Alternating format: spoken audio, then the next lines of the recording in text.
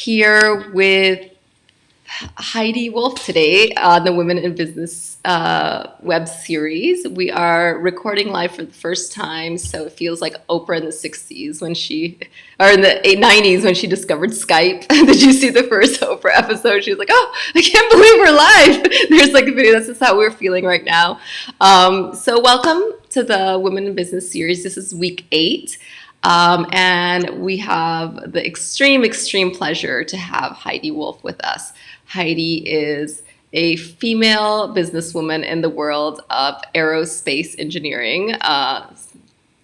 Amazing, impressive. And she's going to talk to us a little bit about her journey, how she got there, what it's like to be a woman in corporate America, in corporate world, in a industry that is heavily male, and hopefully give some good advice for young women in starting their careers journey in the corporate world.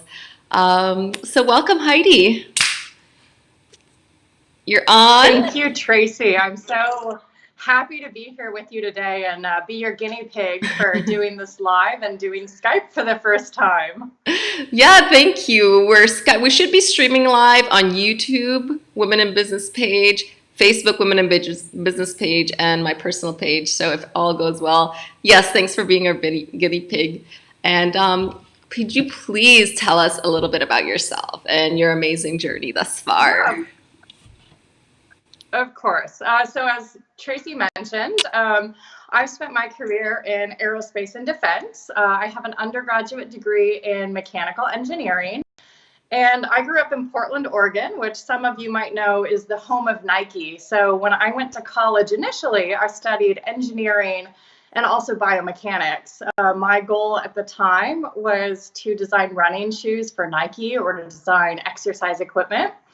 And aerospace kind of happened as this like happy accident. After I finished college, I kind of just fell into it and stayed because I loved it so much. And sometimes I think like, wow, this is like such a strange place for me to be. And when I look back at my childhood, I was like a super nerd growing up, very much so into math and science. But I also, as a kid, used to actually build model cars and model airplanes and helicopters, the Star Trek Enterprise. So as a kid, I was like very much so into space and aerospace. And it's kind of this like, to me, like an ironic coincidence that this is where I ended up with my career. And I've been in aerospace now 13 years. Most of that, as you know, from our discussions, was spent at the Boeing company. And then I took 2 years off, just had an amazing time doing my MBA at London Business School. And I've just returned back to the United States for my first executive role at a major aerospace and defense contractor for the government. Wonderful. If you're not impressed already, that's great. That is amazing. It's such a rare opportunity that we get to speak to someone, that is an engineer that is in aerospace, especially probably once in a lifetime. So we are really excited for you to give us some advice. Give us some advice for young women based on your experience. And the next thing I want to ask you about is, from your experience, can you tell us about some road bumps or pitfalls that young women who are just entering their careers in corporate could look out for?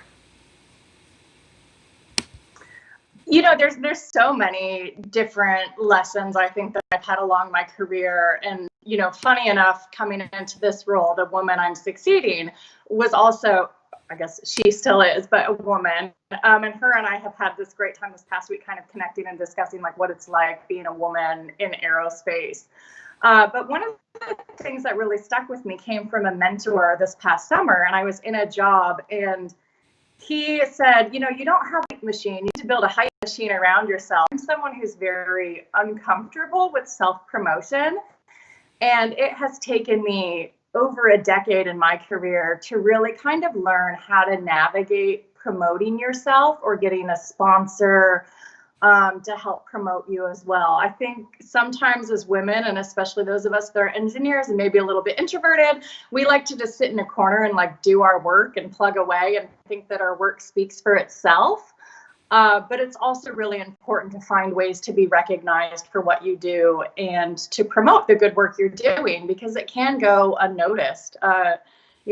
Once I became a manager, I really learned how busy your managers truly are. If you have a big team, sometimes it's easy to just overlook the good work that someone's doing, not because it's not important, but just because there's like 8,000 other things going on your plate. So one thing I would say is try to find a way early in your career to become visible and to be noticed. It's, do good work, but find a way to promote it.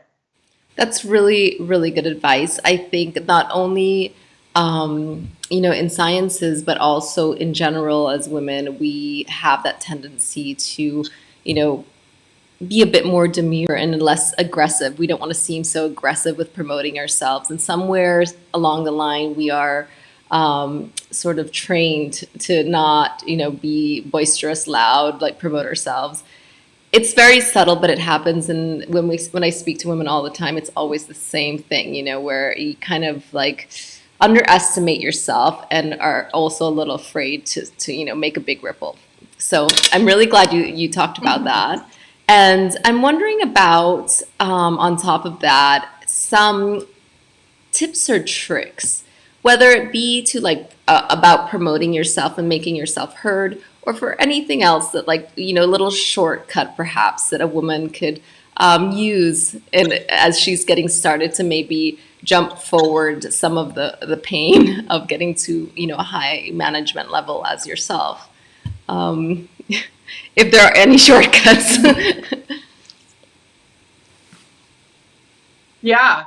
I don't know that there really are true shortcuts. I mean, one thing I mentioned before, I think it's really important early in your career to find good mentors and sponsors. So to have like multiple people, I'll say, who are like on your side and helping you in your career. Through my time, I've had amazing mentors. People that I didn't directly work for, but who I knew in meetings when they were talking about who was going to be promoted next, they were out there kind of pitching me because they knew I did good work, even if I hadn't worked directly for them. The other thing that I would say that I found so truly beneficial in my career is I think it's really important to set goals for yourself, but not to allow those goals to over constrain you. Some of us, and I'll say particularly people like me, if we're planners, we like to set a goal and then we're going to define like the next 8 steps we think we need to do to get to the goal. We'll be like, I'm going to do this and then I'm going to do that and I'll do this thing over here and then I'm going to arrive at my end destination. And I think we have a tendency sometimes to just put our blinders on and to just get into this almost like false dichotomy where you think, well, I have option A or I have option B because those are things that I put on my development plan. And in doing so, you kind of forget about options C, D, E, F, G. So one of the things that I try to do is really be open to the opportunities that I have in my career, because sometimes these very unexpected things pop up. And I've gotten, I think, where I am today, mainly in part to just saying yes to sometimes things that seem like very random opportunities, or they're really outside of the box or like not on the plan for what I thought I would be doing. And I think sometimes when you are open to those opportunities and you just dive into them head first, you get further along than where you maybe even thought you would be in your own plan and your own goals. Wonderful. That's really good advice. Some people are planners, other people have no plan. But for those who are planners, being flexible, because I think sometimes when you make goals and you don't reach them exactly the way you wanted to or the time that you wanted to, it can be disappointing. And, you don't want it to completely off track. You would set you off track from something else that might be waiting. So being open to that, knowing, in that things change, and sometimes for the better, what seems like a door that might be closed and might be actually just another opportunity that's waiting to happen. And so not getting so hard on ourselves, not being so hard on ourselves when, it's not the exact way we expected it to be. So That's great. Thank you. And any challenges, or speak of a challenge you've had being a woman in business?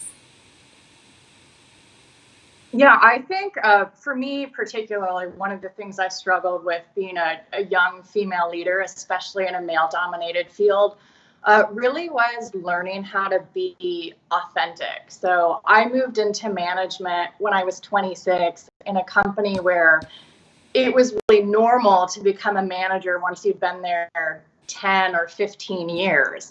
And I think at the time I had 4 years of total experience. And, I felt unprepared. But then the very first question I got from my team was, "How old are you exactly?" And, I didn't know what to say. So I think I jokingly told him I was 12 to kind of drive the point of yes, I'm very, very young, but I'm not going to answer your question. But I kind of became early in my career a little bit defensive about that. And I took on this, I adopted a serious case of imposter syndrome. Mm. And to try to compensate for just my fear of my employees, discovering how young I was, or the fact that I was 26 and still did 26-year-old things, I kind of created this very separate work persona and a personal life persona.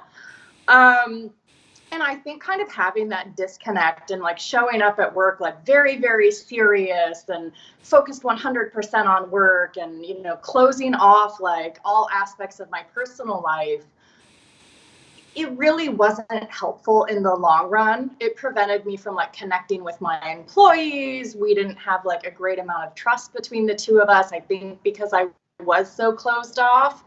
And it took a long time to kind of reconcile the two and bring them back together. And that's something that I think you just really have to be mindful of, as you go about your leadership career, is how to create and maintain that harmony between your work self and your personal self, and not really drive such a big wedge between them because you think somehow you're protecting yourself by doing that.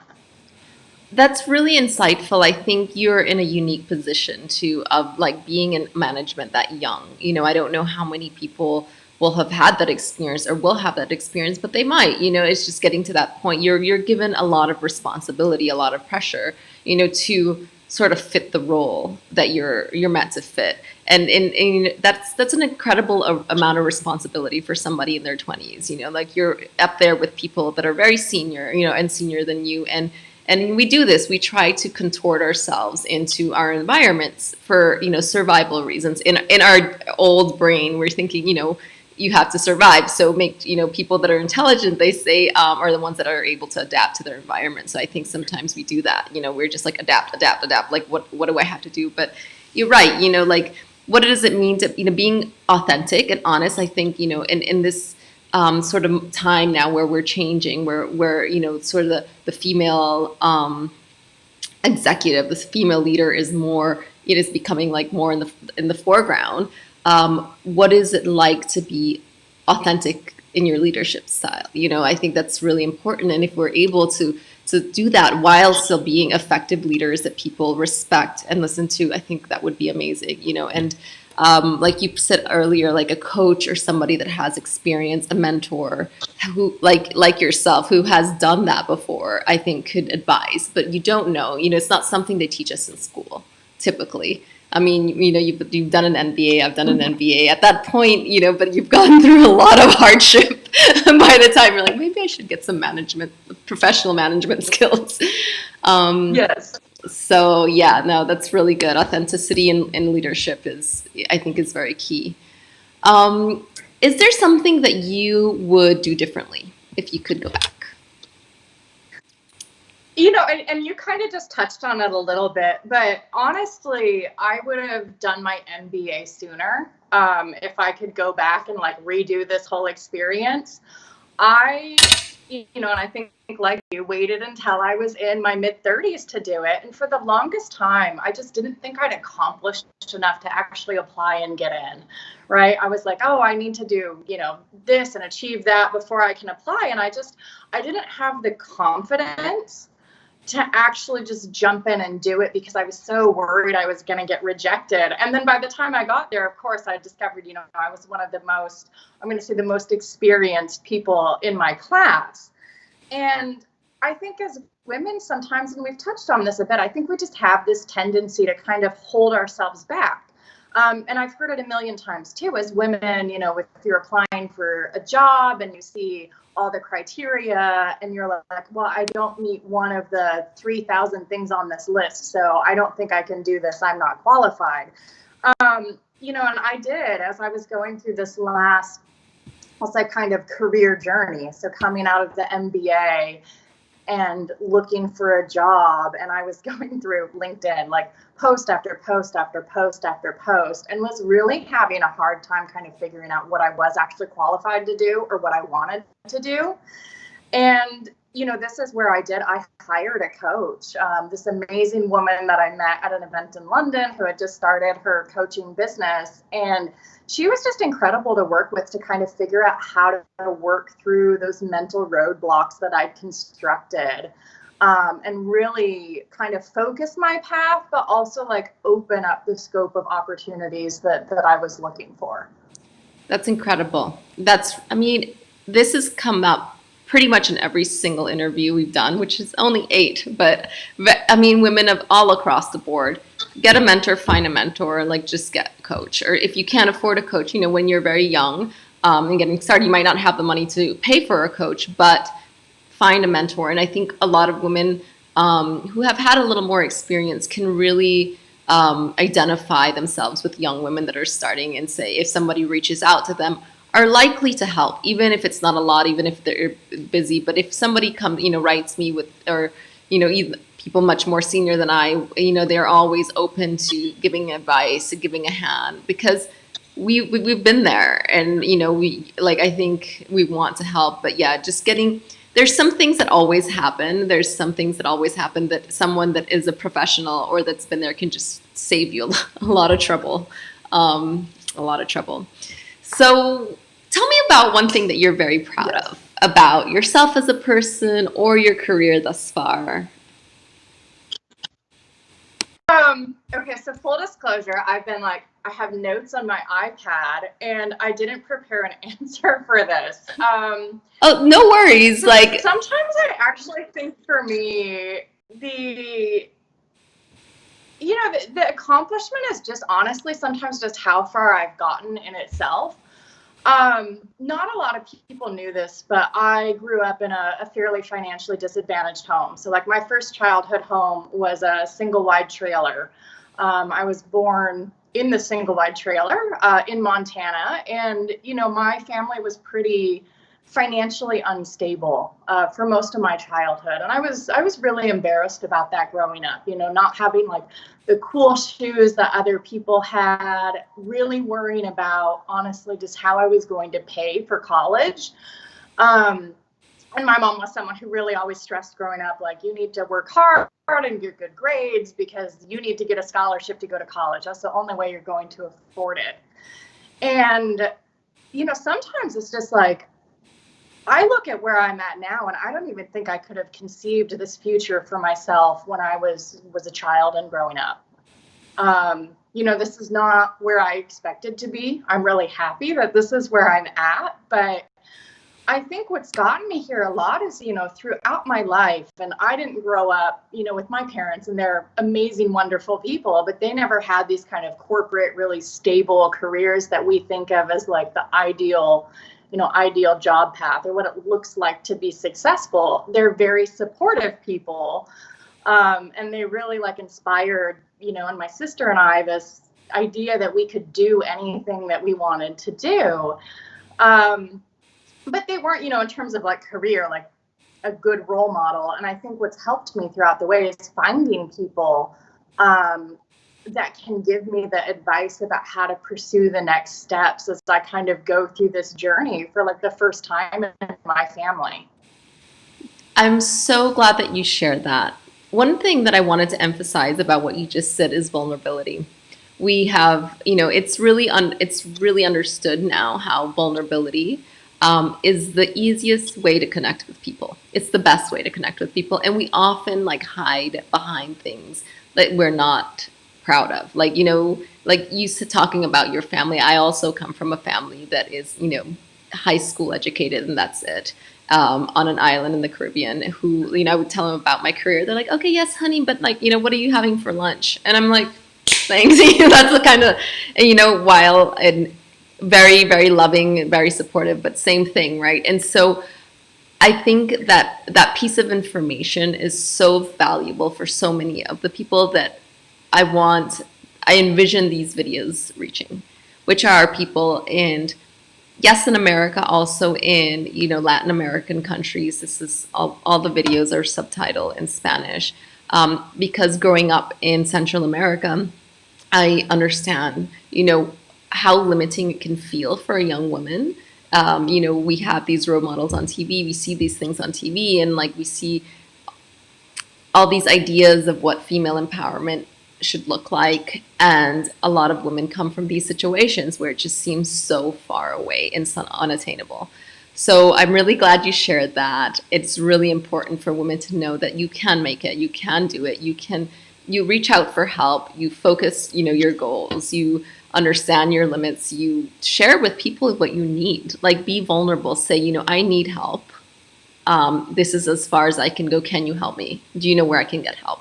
And that can feel so challenging sometimes because you don't want to expose that part of yourself, the part that you feel is the thing to be ashamed of or scared of showing, because, it makes you feel vulnerable. But then we understand that vulnerability is the way to connect. So I'm just really glad you shared that. It's really important. And I think it will connect very strongly with a lot of our viewers. So. And I think one thing on that too, though, is, my mom went back to school and she did her undergraduate degree in her 30s. And she went back and she did a master's when I was doing my undergraduate degree. So she was in her 50s. So I think one point to just add on to that is it is never too late to start. You can always go back and, if you didn't have a chance to do a degree right out of high school, you can go back and do that later in life. Absolutely. Absolutely. That is another key point. Thank you. And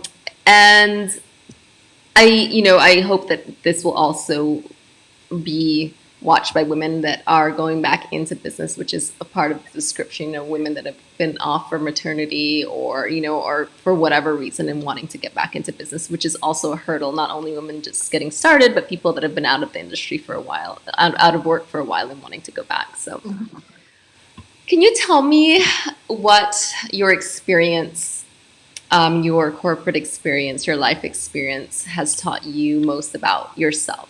The Heidi that inside. I think I've been really fortunate to have just a lot of amazing life experiences. One quote that I came across a while ago, I was writing an article for this program that I was doing prior to going to LBS, and I came across this quote. And I wish I could remember who it's from, but it's something along the lines of the shortest path to oneself leads around the world. And that really, really resonated with me. When I was in high school, I got a scholarship to study abroad in Japan. And one of my early career experiences was taking an international assignment in Italy for 2 years, working over there. And then, of course, I got this great opportunity to study in London, doing my MBA there. And then also last summer had just this incredible experience, like very unexpected, the way it just came about, working in an aerospace factory in Malaysia for the summer. So rural Malaysia. And, for me, I just really think that kind of having these opportunities to go and live in another country and, be exposed to a different way of life and a different way of doing things has really been transformative for me, but it's also really helped me understand who I am as a person. Because I go and I see, like different countries with different values and have kind of used that to like triangulate.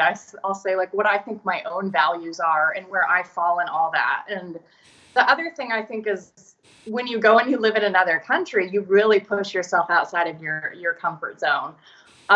You end up in, I think, just these like very unexpected and sometimes hilarious situations that, you know, you wouldn't do if you just stayed, you know, like where you grew up or maybe one town over from where you grew up. And I just think I've grown so much through the experiences of living internationally. And I would say if you have an opportunity to do that, absolutely take it. It'll change your life. And if you don't, though, still just try to find ways to do new things and try things out. And maybe they won't always be, you know, something that you love, but I think you'll learn from it and you'll grow. And through that process, you'll kind of discover who you really are. Thank you. I think that, you know, discovering who you really are, it's a loaded word. It's a thing, right? Like we say that and we hear it. But what that actually means for a person, it's different for every person. But, you know, I like to break that statement down a little bit because, you know, who you are is, you know, I say like what makes you, what energizes you, what makes you shine, you know, and it doesn't have to be anything prescribed. And so, and also it's those moments of knowing like when it's time to say no. You're like, this is just not me. I'm doing it. It doesn't feel good. It doesn't feel right. I'm doing it because I'm supposed to do it. You know, there's these little sort of like keys, little flags that tell you, you're like, this is me. This isn't me. This is feels good to me. And then there's also like the uncomfortable lines where you need to sort of push yourself, right? So there's one thing that it's being in your comfort zone and being like, oh, I don't want to do this because I'm afraid. And there's one thing with saying that this is like deeply not me, you know, and those things are hard to articulate, I think, to explain to someone.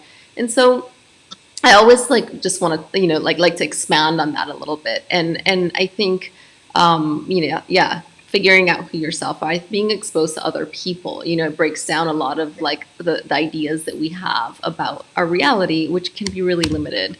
And so when we find people from other cultures, you know, like you said, if you can't travel, try to make friends that are from other places. You know, try to see if you can find people around you that have lived other places, have different ways of thinking about things. You know, that can also open your mind and your opportunities up. You know, to different experiences.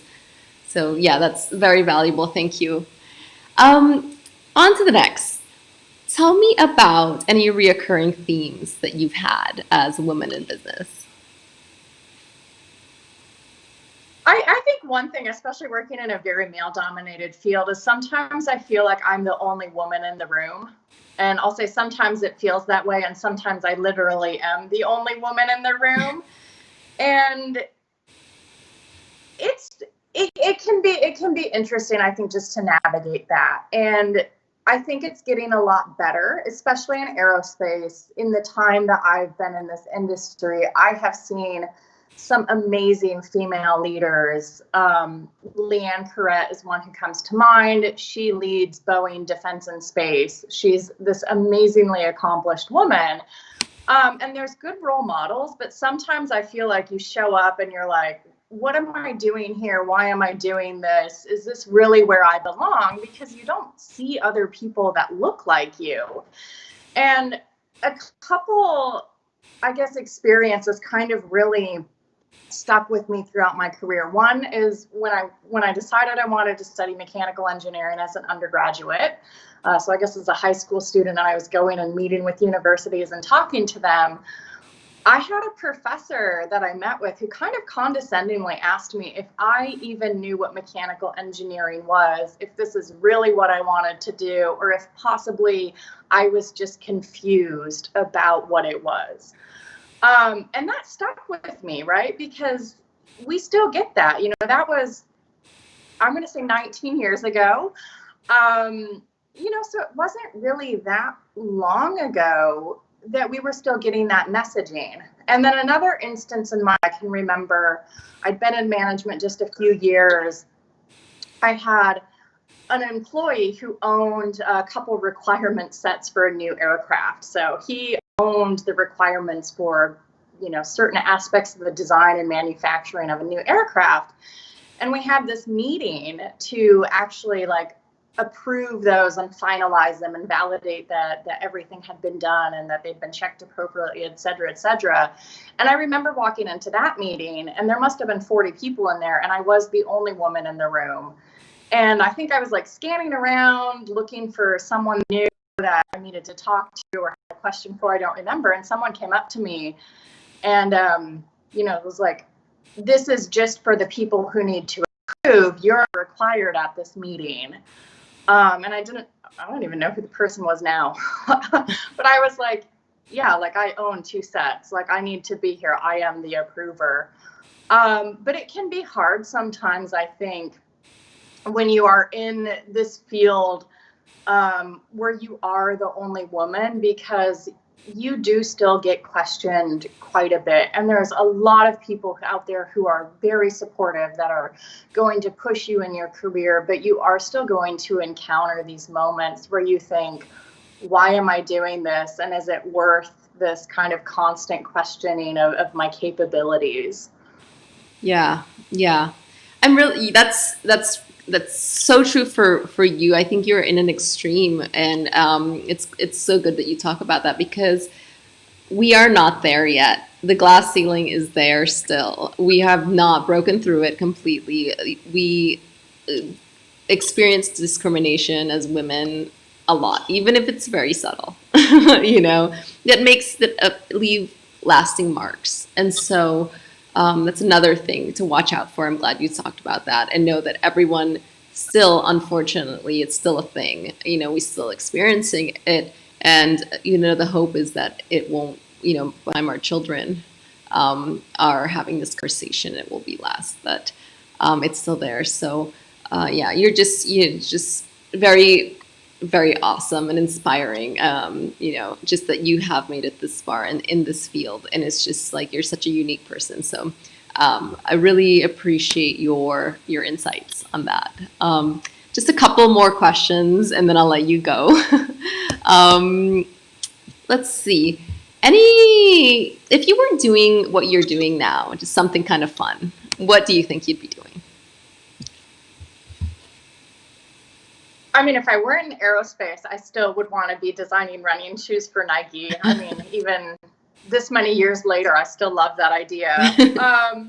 I really, over time, have found that I've gotten much more into like design and architecture. And I think if I weren't working in aerospace, or maybe who knows, maybe this is like a future career for myself. I would love to go do something much more creative, either architecture or furniture design, or maybe I could have a wood shop and I could build my own furniture. That's something my dad used to build decks, and I used to love going and help him with that. And also, even in engineering classes, I had to do shop class, so I had to learn how to use like a metal lathe and a drill press and all the machinery to build things out of metal. And I just think it's really fun to create something with your hands. So I would want to go do something where I can make things that are functional and beautiful. Got it. Tell me about something that would have been helpful for you in your journey, if you had at the beginning of your career. Man, there's a lot of things. One thing, I should say. One single thing. That is hard. I probably have a list of like 100 things that I think, wow, if I had only come across this and discovered it sooner. I think, one thing that, this is hard, Tracy. Let's come back to that. Give it a little thought in the background. Okay, yeah, let me give it a think. Yeah, give it a little think over. I know, right? Like there's a million things. Like if all the things have just been lined up, but we'll come back to that. What is your hope for the future? Whether it be for the world, for for young women starting their career, you choose.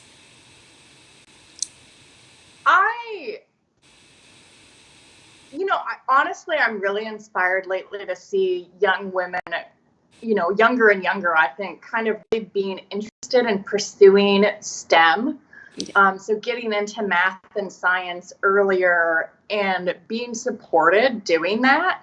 And I really just hope that that continues. I hope, in the coming generations, like the stigma behind being a woman in STEM goes away. And that this is something that, is embraced, and that women at all levels of their career are encouraged to keep going forward. And I think we are making incredible progress. I know when I went to college, I think my class was maybe like